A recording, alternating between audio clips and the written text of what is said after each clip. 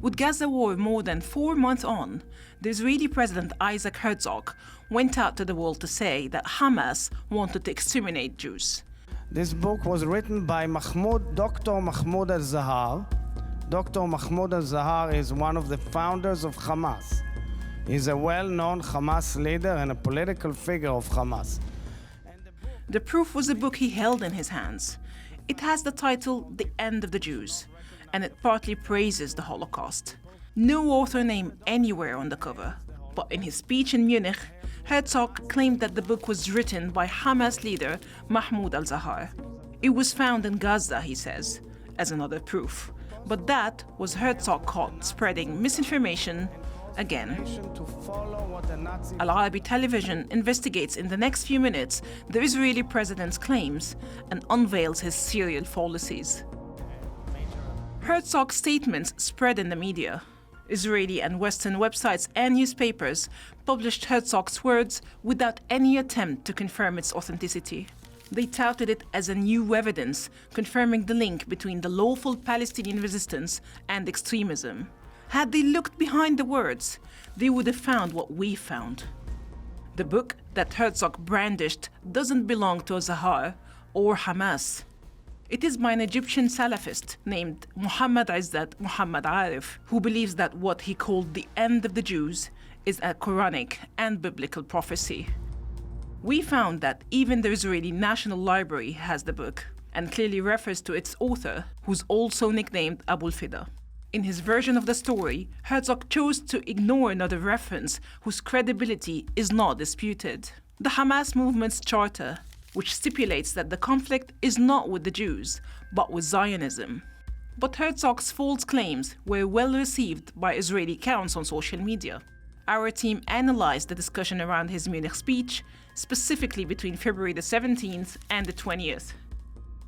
2,190 posts in 3 days, involving 1,429 accounts. When we examined the nature of these accounts, it turned out that more than half of them were unspecified gender, which is often the first indicator of orchestrated activity. Our analysis also found that more than half of the accounts do not bear any verification marks and has less than 1,000 followers, which is a distinctive characteristic of a coordinated social media campaign. These accounts were keen to repost the statements in the same way, again and again, another sign of a single network amplifying what Herzog said through retweeting. The book was the latest episode in a series of misleading lies by Herzog, the man whom Haaretz newspaper described as the least suitable Israeli president. It's Al-Qaeda material, official Al-Qaeda material. We're dealing with ISIS, Al-Qaeda, and Hamas. 2 weeks after the start of the war, in an interview with the British channel Sky News, Herzog accused Hamas of possessing chemical weapons to kill Jews. He referred then to an instruction manual, said that it was found in the possession of a Hamas fighter who was killed in Gaza. Adding to the excitement, sections of the alleged evidence were redacted. Here too, the book was presented without the name of the author. But more to it, what is supposed to be a strictly confidential instruction manual is available to everyone on the internet.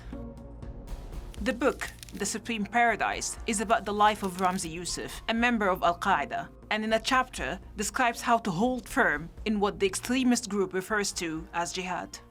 The presenter didn't ask Herzog, why did he not bring up this accusation on the first day of the war? It was an attempt to link Hamas, Al-Qaeda, and ISIS, even though the difference between the Palestinian resistance and these two extremist organizations is as clear as day. Herzog's statements were well received in Israeli embassies around the world. They want to annihilate us with gas.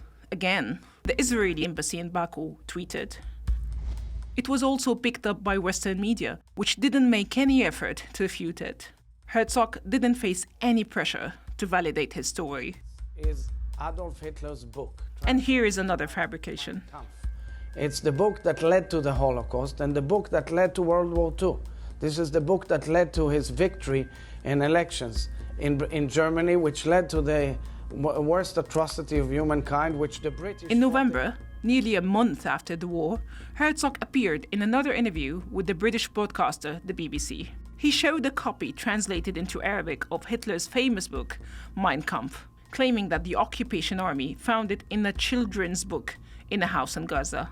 It was probably convenient for Herzog to forget that the book is available to download and read for free all over the internet.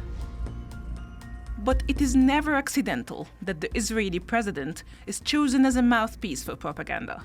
In the Israeli system of government, the president holds a position that elevates him above political class. He is meant to be a figure who rises above political calculations. And so, the world would assume that the president's version of events has credibility.